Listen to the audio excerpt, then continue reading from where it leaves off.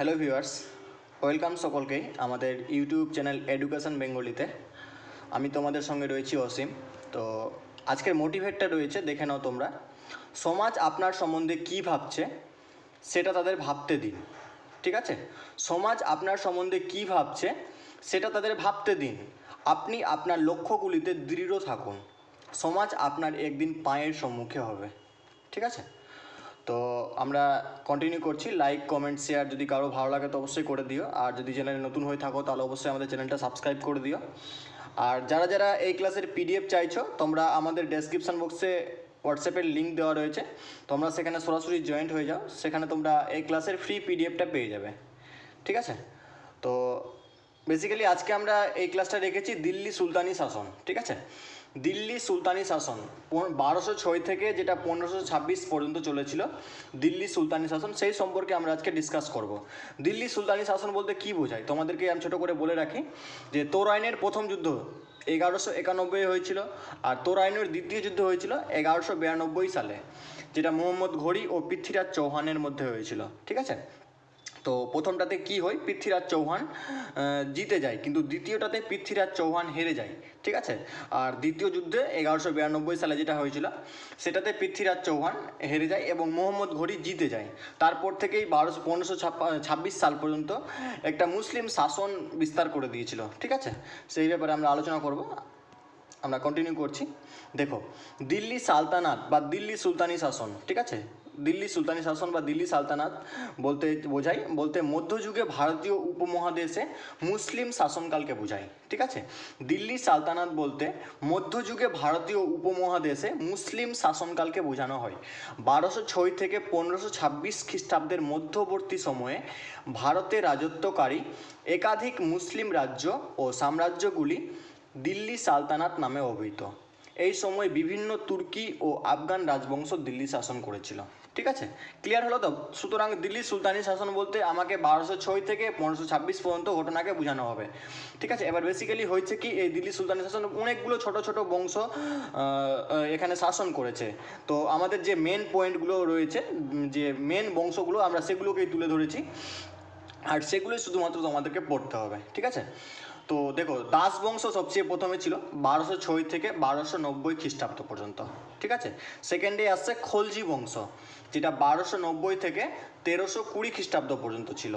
থার্ডে আসবে তুগলক বংশ, যেটা 1320 থেকে 1413 খ্রিস্টাব্দ পর্যন্ত ছিল। ফোর্থে আসছে সৈয়দ বংশ, 1414 থেকে 1451 খ্রিস্টাব্দ পর্যন্ত ছিল। ফিফথে আসছে লোদি বংশ, যেটা 1451 থেকে 1526 খ্রিস্টাব্দ পর্যন্ত ছিল। ঠিক আছে, 1526 বলতে কি, পানিপথের প্রথম যুদ্ধ বাবর ও ইব্রাহিম লোদির মধ্যে যেটা হয়েছিল, ওখান থেকে দিল্লি সুলতানি শাসনটা শেষ হয়ে গেল। ঠিক আছে, তো বেসিক্যালি আজকে আমরা আলোচনা করব দাস বংশ নিয়ে, অর্থাৎ প্রথম যে পয়েন্টটা দেখতে পাচ্ছ, যেটা 1206 থেকে 1290 খ্রিস্টাব্দের মধ্যে কী কী হয়েছিল, সেই সময়কালে কে কে শাসন করেছিল। ঠিক আছে, এই সম্পর্কে নিয়ে আমরা আজকে আলোচনা করব। তো দেখে নাও তোমরা, দাস বংশ যেটা 1206 থেকে 1290 খ্রিস্টাব্দ পর্যন্ত ছিল।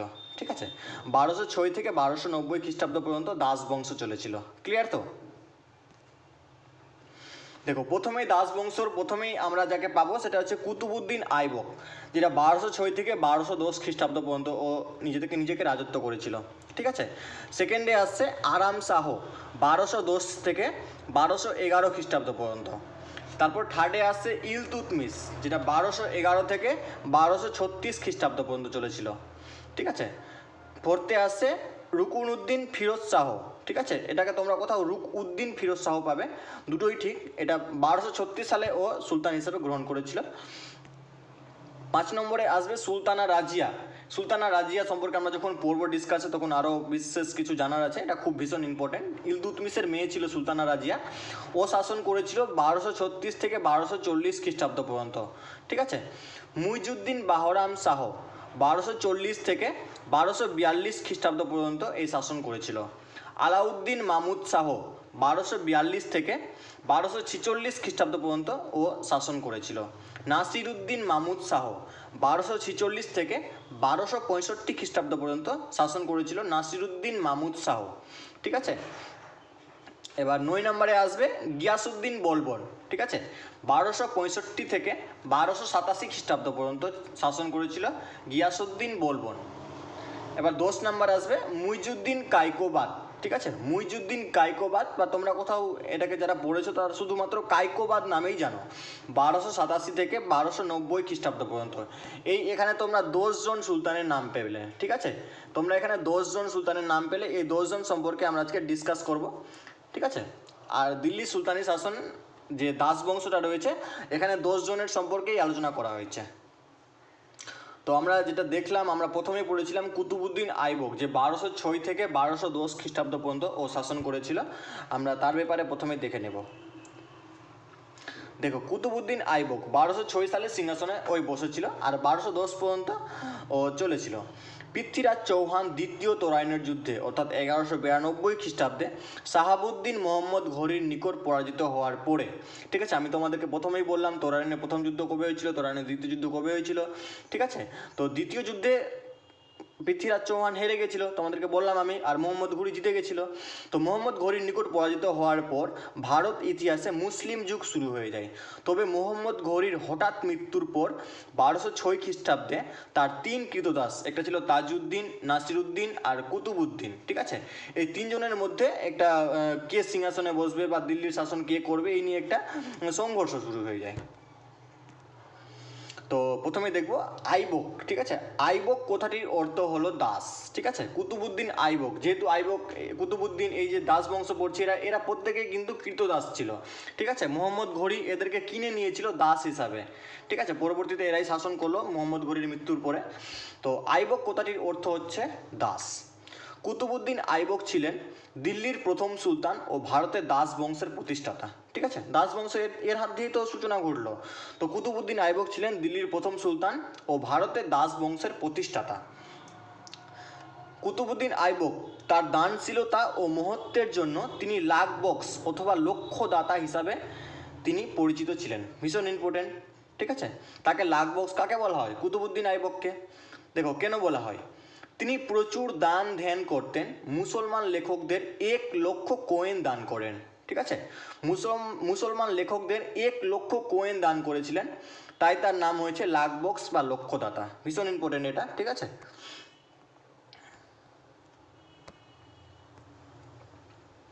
তিনি কোয়াত উল ইসলাম মসজিদ তৈরি করেন ও দিল্লিতে আজমেরে তৈরি করেন। হাসান উস নিজামির তিনি পৃষ্ঠপোষক ছিলেন। সুফি সন্ত খাজা কুতুবুদ্দিন আইবকের নামে বিখ্যাত কুতুব মিনার নির্মাণ করেন। এর কাজ শেষ করেন ইলতুৎমিশ, ঠিক আছে। দেখো তোমাদেরকে যদি প্রশ্ন করা হয় যে কুতুব মিনার নির্মাণ কে করেন, তাহলে কোশ্চেনটা একটু অন্যরকম। দেখো নির্মাণ কার্য শুরু করেছিল কুতুবুদ্দিন আইবক, ঠিক আছে, কিন্তু নির্মাণ কার্যটা শেষ হয়েছিল ইলতুৎমিশের হাত ধরে। এই যে তোমরা ছবিতে দেখতে পাচ্ছ, এটা হচ্ছে কুতুব মিনার, ঠিক আছে, যেটা দিল্লিতে অবস্থিত। তো এর কাজটা শুরু করেছিল কুতুবুদ্দিন আইবক, কিন্তু কাজটা শেষ করেছে ইলতুৎমিশ, ঠিক আছে। তো তোমরা এখানে অবশ্যই গুলিয়ে যাবে না। কুতুবুদ্দিন আইবক কোয়াত উল ইসলাম মসজিদ তৈরি করেন, ঠিক আছে। আর শেষ হচ্ছে যে চৌগান খেলতে গিয়ে তিনি মারা যান 1210 খ্রিস্টাব্দে। সো 1206 থেকে 1210 খ্রিস্টাব্দ পর্যন্ত কুতুবুদ্দিন আইবক রাজত্ব করলো।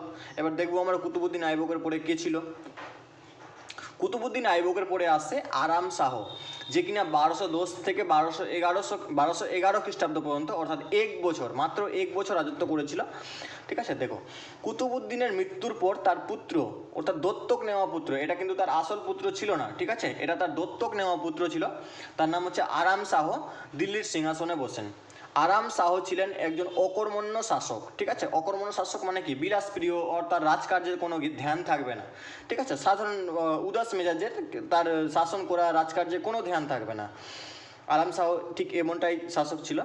তো আরাম শাহের অকর্মণ্যতা ও অদক্ষতার বিরক্ত হয়ে দিল্লির আমিরগণ, অর্থাৎ অভিজাত যে ব্যক্তিরা রয়েছে দিল্লিতে, তারা ইলতুৎমিশকে সুলতান হিসেবে মনোনীত করলো। ওকে 1 বছর সময় দেওয়া হলো, 1210 থেকে 1211 পর্যন্ত, ঠিক আছে। দেখছে যে ও কিছুই করতে পারছে না, ওর রাজকার্যে তেমন কোনো ধ্যান নেই, তার জন্য দিল্লির যে আমিরগণ ছিল ওরা ইলতুৎমিশকে নিজের সুলতান হিসেবে মনোনীত করলো এবং তাকে সিংহাসনে বসালো। তো এবার আমরা ইলতুৎমিশের সম্পর্কে জেনে নিব। ইলতুৎমিশ এটা সবচেয়ে গুরুত্বপূর্ণ বিষয়, ঠিক আছে। দাস বংশের মধ্যে এটা সবচেয়ে ভীষণ গুরুত্বপূর্ণ। ইলতুৎমিশ যে কিনা 1211 থেকে 1236 খ্রিস্টাব্দ পর্যন্ত শাসন করেছিল, ঠিক আছে। 1211 থেকে 1236 খ্রিস্টাব্দ পর্যন্ত শাসন করেছিল। ইলতুৎমিশ ছিলেন তুর্কি সম্প্রদায়ের লোক, ঠিক আছে। ইলতুৎমিশ ছিলেন তুর্কি সম্প্রদায়ের লোক। তিনি প্রথম সার ই জাহানদার বা রাজকীয় দেহরক্ষী শুরু করেছিলেন। তিনি ইকতাদারি প্রথা বা ইকতা প্রথা যেটা জানো, ইকতাদারি প্রথার প্রবর্তন করেছিলেন ইলতুৎমিশ। হজ ই সাসমি ভান্ডার নির্মাণ করেছিলেন। 1211 সালে আরাম শাহ ইলতুৎমিশের দ্বারা পরাজিত হন এবং সিংহাসনে বসেন ইলতুৎমিশ। ঠিক আছে, 1211 সালে ইলতুৎমিশের দ্বারা পরাজিত হয়েছিল আরাম শাহ, আর সিংহাসনে বসেছিল ইলতুৎমিশ। দেখো, তিনি ইলবারি তুর্কি ছিলেন। ইলতুৎমিশ ইলবারি তুর্কি ছিল, তাই তার রাজবংশের নাম ছিল ইলবারি তুর্কি বংশ। ঠিক আছে, দাস বংশের শ্রেষ্ঠ শাসক এবং তিনিই ছিলেন দাস বংশের প্রকৃত প্রতিষ্ঠাতা। ঠিক আছে, অর্থাৎ তোমাদেরকে যদি প্রশ্ন করা হয় যে দাস বংশের প্রতিষ্ঠা কে করেন, ঠিক আছে, তাহলে কিন্তু প্রশ্ন হবে কুতুবউদ্দিন আইবক। আর যদি প্রশ্ন করা হয় যে দাস বংশের প্রকৃত প্রতিষ্ঠাতা কে, তাহলে কিন্তু উত্তর হবে ইলতুৎমিশ। ঠিক আছে, তোমরা অবশ্যই এখানে মনে রাখবে আর একটু নোট করে নেবে। রাজধানী লাহোর থেকে দিল্লিতে স্থানান্তরিত করেছিল ইলতুৎমিশ। কুতুব মিনারের নির্মাণ কার্য সম্পূর্ণ করেছিল, তোমাদেরকে বলে দেওয়া হলো। আজমের শরীফ মসজিদ নির্মাণ করেছিল। ইলতুৎমিশ রূপ দ্বারা তৈরি মুদ্রা টঙ্কা এবং তামা দ্বারা তৈরি মুদ্রা জিতলের প্রচলন করেছিল। ঠিক আছে, টঙ্কা আর জিতল তাহলে কে প্রচলন করলো? ইলতুৎমিশ। ইলতুৎমিশের আক্রমণে উজ্জয়িনীর মহাকাল মন্দিরটি ধ্বংস হয়ে যায়। উজ্জয়িনীর যে মহাকাল মন্দিরটা ছিল সেটা ইলতুৎমিশের আক্রমণেই ধ্বংস হয়েছিল। ঠিক আছে, 1236 খ্রিস্টাব্দে তার মৃত্যু হয়েছিল ইলতুৎমিশের। আর তিনি 25 বছর রাজত্ব করেছিল। 25 বছর ধরে তিনি দাস বংশের শাসন করেছিলেন। ঠিক আছে, ভীষণ ইম্পর্টেন্ট কোশ্চেন। 25 বছর রাজত্ব করেছিল আর 1236 খ্রিস্টাব্দে তার মৃত্যু হয়ে গিয়েছিল। তুর্কিদের নিয়ে বন্দেগান ই চাহলাগানের তৈরি করেছিল। বন্দেগান ই চাহলাগানের তৈরি করেছিল এটা ইলতুৎমিশ। 1229 খ্রিস্টাব্দে খলিফা নামে একটি ফরমান পাঠান। ঠিক আছে, 1229 খ্রিস্টাব্দে খলিফা তাকে একটি ফরমান পাঠান এবং সুলতান ই আজম বা প্রধান সুলতান উপাধিতে ভূষিত করেছিলেন ইলতুৎমিশকে। ইলতুৎমিশ ছিলেন মধ্যযুগীয় দিল্লি নগরীর প্রকৃত স্থপতি। ঠিক আছে, মধ্যযুগীয় দিল্লি নগরীর প্রকৃত স্থপতি ইলতুৎমিশকেই মানা হয়। তিনি দিল্লি নগরীকে সুউচ্চ মিনার, মসজিদ, মাদ্রাসা, খানকা, অট্টালিকা ও সুবিশাল জলাশয় দ্বারা সুসজ্জিত করেছিলেন। তিনি তাই সুউচ্চ মিনারের জনক নামে পরিচিত।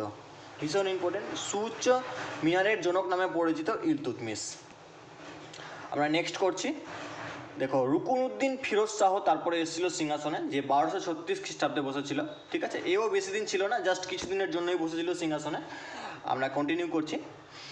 1231 সালে, অর্থাৎ ইলতুৎমিশ যখন বেঁচে ছিল কিন্তু, ঠিক আছে, 1231 সালে ইলতুৎমিশ তার কন্যা রাজিয়াকে, অর্থাৎ সুলতানা রাজিয়া, তার কন্যা রাজিয়াকে তার উত্তরাধিকারী মনোনীত করেন। অর্থাৎ পরবর্তী সিংহাসনে কে বসবে 1231 সালেই কিন্তু ডিসাইড হয়ে গেছিল যে পরবর্তী সিংহাসনে বসবে ওর মেয়ে রাজিয়া সুলতানা। ঠিক আছে, রাজিয়াকে উত্তরাধিকারী হিসাবে মনোনীত করলেও ইলতুৎমিশের মৃত্যুর পর, অর্থাৎ 1236 সালে যে মারা গেছিল, মৃত্যুর পর অভিযাত্রা, অর্থাৎ ওখানকার যে অভিজাত ব্যক্তিরা ছিল তুর্কিরা, বা শাহ তুর্কান নামে ইলতুৎমিশের এক পত্নী তার পুত্র রুকনউদ্দিন ফিরোজকে সিংহাসনে বসিয়ে দেন।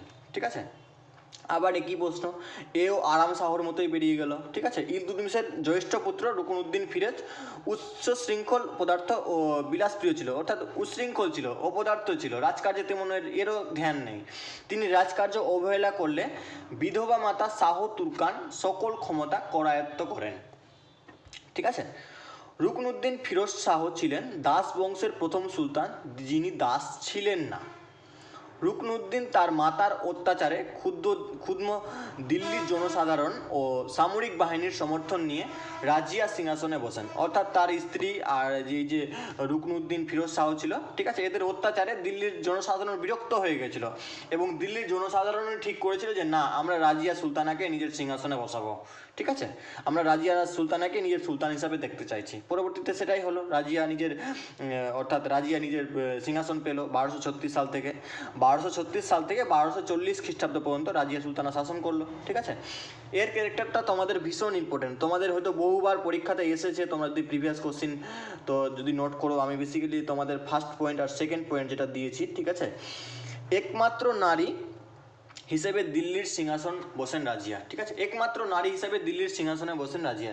অর্থাৎ তোমরা 1240 থেকে 1526 খ্রিস্টাব্দ পর্যন্ত, পানিপথের প্রথম যুদ্ধ পর্যন্ত, ঠিক আছে, 1206 থেকে 1526 খ্রিস্টাব্দ পর্যন্ত যতগুলো সুলতানের নাম পাবে শুধুমাত্র একজন ফিমেল পাবে, ঠিক আছে, একজন মহিলা শাসক রয়েছে শুধুমাত্র, সে হচ্ছে সুলতানা রাজিয়া, ঠিক আছে। তিনি ছিলেন মধ্যযুগের ভারতের প্রথম ও শেষ মহিলা শাসক। মধ্যযুগের ভারতের প্রথম ও মহিলা শেষ শাসক কিন্তু সুলতানা রাজিয়াই ছিল, মহিলা, ঠিক আছে, তোমরা অবশ্যই এটা নোট করবে। তিনি অবগুণ্ঠন ত্যাগ করে, ঠিক আছে, পুরুষের পোশাকে সজ্জিত হয়ে প্রাকাশ্য দরবারে উপস্থিত হতেন। অর্থাৎ সাধারণভাবে তিনি যখন দরবারে আসতেন তখন পুরুষদের পোশাক পরতেন। তিনি নিজ মুদ্রায় সুলতান শব্দ ব্যবহার করতেন। রাজিয়া 40 চক্র বা বন্দেগান ই চাহলাগান, যেটা বললাম তোমাদের তুর্কিদের অভিজাত ব্যক্তিদের নিয়ে যেটা তৈরি করা হয়েছিল, বন্দেগান ই চাহলাগান নামে পরিচিত, অন্যায়ভাবে ক্ষমতা ভোগকারী তুর্কি অভিজাতদের ক্ষমতা খর্ব করার চেষ্টা করেন। অর্থাৎ তাদের কাছে একটা ক্ষমতা ছিল, ঠিক আছে, 40 চক্র যেটা রয়েছে তুর্কি অভিজাতদের নিয়ে যেটা তৈরি করা হয়েছিল, তাদের কাছে একটা বিশেষ ক্ষমতা ছিল তাদের সাম্রাজ্যে, কিন্তু তাদের ক্ষমতাটা খর্ব করার চেষ্টা করেছিল রাজিয়া সুলতানা। এর ফলস্বরূপ 40 চক্র রাজিয়ার বিরুদ্ধে বিদ্রোহ করেছিল। রাজিয়া আলতুনিয়াকে বিবাহ করে, ঠিক আছে। মুইজুদ্দিন বাহরাম শাহ ইলতুৎমিশের অপর পুত্র। মুইজুদ্দিন বাহরাম শাহ রাজিয়াকে পরাজিত ও সিংহাসনচ্যুত করেছিল। 1240 খ্রিস্টাব্দে করেছিল, 36 থেকে 40 পর্যন্ত সুলতানা রাজিয়াই শাসন করেছিল। তো নিঃসঙ্গ অবস্থায় 1240 সালে কৈথালের কাছে কিছু ডাকাত রাজিয়া ও আলতুনিয়াকে হত্যা করে। তো পরবর্তীতে তাহলে কে চলে আসলো? মুইজুদ্দিন বাহরাম শাহ। মুইজুদ্দিন বাহরাম শাহ শাসন করলো 1240 থেকে 1242 খ্রিস্টাব্দ পর্যন্ত, ঠিক আছে। দেখো, রাজিয়ার পর ইলতুৎমিশের তৃতীয় পুত্র বাহরাম শাহ তুর্কি অভিজাতদের নিয়ে তৈরি 40 চক্রের সমর্থনে সিংহাসনে বসেন, ঠিক আছে। 1240 সালে বাহরাম শাহ সিংহাসনে বসেন, ঠিক আছে। তিনি মালিক নায়েব বা নায়েবি মামলাকত পদ সৃষ্টি করেন। 1242 সালে লাহোরে মঙ্গল আক্রমণের সময় বাহরাম শাহকে অরক্ষিত পেয়ে তার শত্রুরা তাকে বন্দী ও হত্যা করে, ঠিক আছে। 1242 সালে তাকে হত্যা করা হয়েছিল তার শত্রুরা মঙ্গল আক্রমণের সময়, ঠিক আছে, তার শত্রুরাই তাকে হত্যা করেছিল। 1242 সালে এটা করেছিল। তো পরবর্তীতে আরেকটা পয়েন্ট রয়েছে, 1242 সালে লাহোরে মঙ্গল আক্রমণের সময় বাহরাম শাহকে অরক্ষিত পেয়ে তার শত্রুরা তাকে বন্দী ও হত্যা করে, একই পয়েন্ট রিপিট হয়ে গেছে। তো পরবর্তীতে আমরা তারপরে সিংহাসনে বসলো আলাউদ্দিন মাহমুদ শাহ। এদের ক্যারেক্টারটা তেমন বিশাল ইম্পর্টেন্ট না, জাস্ট নামটা মনে রাখবে যে সে কত সাল থেকে কত সাল পর্যন্ত শাসন করেছিল, ঠিক আছে। যা কিছু ইম্পর্টেন্ট রয়েছে আমি দিয়ে দিয়েছি, আর এই ক্লাসের বাইরে তেমন কিছু পড়ারও দরকার আছে বলে মনে হয় না। অবশ্যই যদি কেউ চাই তো অবশ্যই পড়তে পারে, ঠিক আছে, এমসিকিউগুলো অবশ্যই পড়বে। দেখো, তারপরে এসেছিল আলাউদ্দিন মাহমুদ শাহ, যে কিনা 1242 থেকে 1246 খ্রিস্টাব্দ পর্যন্ত শাসন করেছিল। রুকনুদ্দিন ফিরোজ শাহের পুত্র মাহমুদ শাহ 1242 সালে দিল্লির সিংহাসনে বসেন। তারপর এসেছিল 46 থেকে 65 পর্যন্ত নাসিরুদ্দিন মাহমুদ শাহ।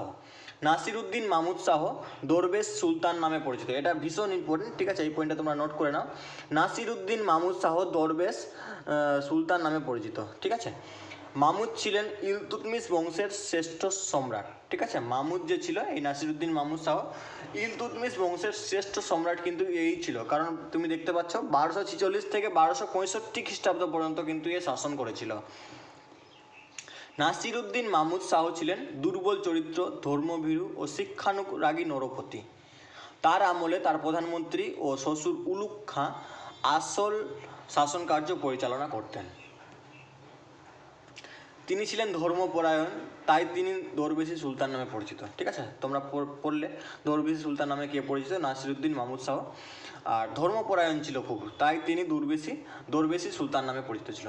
তিনি 1266 সালে মারা যান, ঠিক আছে। এবার 1266 থেকে 1265 এখানে দিয়েছে। 1265 থেকে 1287 সাল পর্যন্ত গিয়াসুদ্দিন বলবন শাসন করেছিল। এটাও তোমাদের ভীষণ ইম্পর্টেন্ট, এটা তোমাদেরকে মনে রাখতে হবে, ঠিক আছে।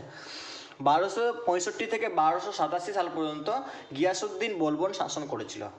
নাসিরুদ্দিন মাহমুদ শাহ এর মৃত্যুর পরে তার প্রধানমন্ত্রী উলুগ খাঁ গিয়াসুদ্দিন বলবন নাম ধারণ করে সিংহাসনে বসেন, ঠিক আছে। তিনি 40 চক্রের ক্ষমতা খর্ব করেন এবং সুলতানের মর্যাদা বৃদ্ধি করেন, ঠিক আছে, সুলতানের মর্যাদা প্রতিষ্ঠা করেন। তিনি নিজে দেশের খবর রাখার জন্য গুপ্তচর সংস্থা, যেটা গুপ্তচর বা বাড়ির যাদের বলা হয়, সেটা নিয়োগ করেছিল। তিনি নিজেই এটা করেছিল, নিজের দেশের খবর রাখার জন্য গুপ্তচর নিয়োগ করে দিয়েছিল। তিনি ছিলেন 40 চক্র কৃতদাস চক্রের প্রধান নায়ক। তিনি পারস্যের উৎসব নৌরোজ চালু করেন, এটা ভীষণ ইম্পর্টেন্ট, ঠিক আছে। পারস্যের উৎসব নৌরোজ কে চালু করেছিল, ঠিক আছে, মনে রাখবে তোমরা। তিনি মেওয়াটি দস্যুদের দমন করেন। তিনি বাংলার বিদ্রোহী নেতা তুঘরিল খাঁকে দমন করেন। একজন দাস হিসাবে ইলতুৎমিশ বলবনকে ক্রয় করেছিলেন, ঠিক আছে। দাস হিসাবে ইলতুৎমিশ একজন দাস হিসাবে বলবনকে ক্রয় করেছিল। তিনি দোয়াব অঞ্চলে গাছ কেটে দুর্গ নির্মাণ করেন এবং রাজপুতানার মেওয়াটি দস্যুদের উৎখাত করেন। তিনি শক্তিশালী সেনাবাহিনী দেওয়ান-ই-আর্জ, এটা তোমরা অবশ্যই মনে রাখবে, ভীষণ ইম্পর্টেন্ট। দেওয়ান-ই-আর্জকে গঠন করেছিল। তিনি শক্তিশালী সেনাবাহিনী দেওয়ান-ই-আর্জ গঠন করেন যাতে মঙ্গল আক্রমণ প্রতিহত করতে পারেন, ঠিক আছে। মঙ্গল আক্রমণ প্রতিহত করার উদ্দেশ্যেই দেওয়ান-ই-আর্জ গঠন করেছিল, ঠিক আছে। পারস্যিক দৃষ্টান্ত অনুসরণ করে তিনি দরবারে পাইপস ও সিজদা, ঠিক আছে। পাইপস ও সিজদা কি তোমরা সাধারণত পরীক্ষাতে চলে আসে থাকে, ঠিক আছে, তোমরা একটু দেখে নেবে। পারস্যিক দৃষ্টান্ত অনুসরণ করে তিনি দরবারে পাইপস ও সিজদা প্রবর্তন করেছিল।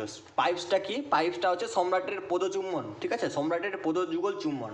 আর সিজদা হচ্ছে সিংহাসনের সামনে নতজানু হওয়া, ঠিক আছে, অর্থাৎ সম্রাটের সামনে নতজানু হতে হবে, এটা হচ্ছে সিজদা। আর পাইপস হচ্ছে সম্রাটের পদচুম্বন করতে হবে।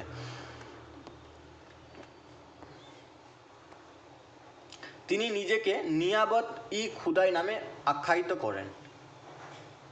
তো এখান থেকে তোমরা অবশ্যই এটা মনে রাখবে, পাইপস ও সিজদা কি, ঠিক আছে। দেওয়ান-ই-আর্জ কে গঠন করেছিল, কেন গঠন করেছিল, ঠিক আছে। আর নিয়াবত-ই-খুদাই নামে তিনি নিজেকে নিয়াবত-ই-খুদাই নামে আখ্যায়িত করেন, কে পরিচিত ছিল, এটা তোমরা মনে রাখবে। আমরা নেক্সট করছি। তিনি নিজেকে নায়েব-ই-খুদাই বা খালিফার সহকারী হিসাবে গ্রহণ করে ভারতের তোতা পাখি আমির খসরু, এটা তো তোমরা সকলেই জানো, ছিলেন তার শ্রেষ্ঠ কবি, সর্বশ্রেষ্ঠ কবি। তার রাজসভায় সর্বশ্রেষ্ঠ কবি ছিল আমির খসরু। ভারতের তোতা পাখি আমির খসরুকে বলা হয়, ঠিক আছে, তোমরা সকলেই জানো। তার রাজসভায় সর্বশ্রেষ্ঠ কবি ছিল, ঠিক আছে। তিনি চাহালাগান-ই প্রথা ভেঙে দিয়েছিলেন। ফাইনালি এখান থেকে চাহালাগান-ই প্রথাটা ভেঙেও গেছিল। তো মুইজুদ্দিন তার কাইকোবাদ তারপরে এসেছিল, বা এটাকে তোমরা কাইকোবাদ নামে জানো। 1287 থেকে 1290 খ্রিস্টাব্দ পর্যন্ত এটা চলেছিল। দেখো, কাইকোবাদ ছিল দাস বংশের শেষ রাজা। এখান থেকে কিন্তু দাস বংশ, যেটা কুতুবুদ্দিন আইবকের হাত ধরে যেটা দাস বংশের প্রতিষ্ঠাতা হয়েছিল 1206 সালে, 1290 খ্রিস্টাব্দে কিন্তু কাইকোবাদের হাত দিয়ে এই দাস বংশটা শেষ হয়ে যায়, ঠিক আছে। পরবর্তীতে অন্য বংশ শুরু হয়, পরবর্তীতে খলজি বংশ শুরু হয়েছিল। আমরা খলজি বংশ সম্পর্কে পরের ক্লাসে আলোচনা করব। তো দেখো, কাইকোবাদ ছিল দাস বংশের শেষ রাজা, ঠিক আছে। বলবনের মৃত্যুর পরে দিল্লির কোতোয়াল মুইজুদ্দিন কাইকোবাদ 1287 সালে সিংহাসনে বসেছিল। 1287 থেকে 1290 পর্যন্ত কাইকোবাদ শাসন করেছিল। তেমন বিশাল কিছু করেনি, জাস্ট 3 বছর ছিল। তারপর থেকেই খলজিদের আক্রমণ শুরু হয়ে গেছিল এবং তারপর থেকে খলজি বংশ শুরু হয়ে গেছিলো। আমরা নেক্সট ডেতে আলোচনা করব খলজি বংশ নিয়ে, ঠিক আছে, যেটা 1290 থেকে 1320 পর্যন্ত বিস্তৃত ছিল। তো আজকে আমরা আলোচনা করলাম 1206 থেকে, ঠিক আছে, 1206 থেকে 1290 পর্যন্ত যে ইম্পর্টেন্ট কথাগুলো ছিল, ঠিক আছে, কারা কারা রাজত্ব করেছে এই ব্যাপারে আমরা আলোচনা করলাম। আমরা নেক্সট ডেতে আলোচনা করব খলজি বংশকে নিয়ে, যেটা কিনা 1290 থেকে 1320 পর্যন্ত বিস্তৃত থাকবে, ঠিক আছে। পরবর্তী ক্লাসটাও ভীষণ ইম্পর্টেন্ট। তো যারা যারা নতুন দেখছো প্লিজ লাইক, কমেন্ট ও শেয়ার একবার করে দিও যদি খুব ভালো লাগে তো। আর পরবর্তী ক্লাস পাওয়ার জন্য অবশ্যই আমাদের চ্যানেলটা সাবস্ক্রাইব করে রাখো, আমাদের পাশে থাকো, ঠিক আছে। আর এই ক্লাসের পিডিএফ যারা চাইছো, এই ক্লাসটা যারা দেখছো বা ক্লাসের পিডিএফ যারা চাইছো, ডেসক্রিপশন বক্সে হোয়াটসঅ্যাপের লিঙ্ক দেওয়া রয়েছে, ঠিক আছে। ডেসক্রিপশন বক্সে হোয়াটসঅ্যাপের লিঙ্ক দেওয়া রয়েছে, তোমরা সেখান থেকে সরাসরি হোয়াটসঅ্যাপে জয়েন্ট হয়ে যাও। সরাসরি হোয়াটসঅ্যাপে জয়েন্ট হয়ে যাও, তোমরা সেখানে হোয়াটসঅ্যাপের এই ক্লাসের ফ্রি পিডিএফগুলো পেয়ে যাবে। আর দেখা হচ্ছে খুব তাড়াতাড়ি, পরবর্তী ভিডিও নিয়ে আসবো আমরা, খলজি বংশকে নিয়ে আসবো। তো ততক্ষণ ভালো থেকো, সুস্থ থেকো, পরিবারের খেয়াল রেখো, ঠিক আছে। আর তোমাদের স্বপ্ন যেন সত্যি হয় এই আশাই করব আমি। তো ততক্ষণের জন্য বাই।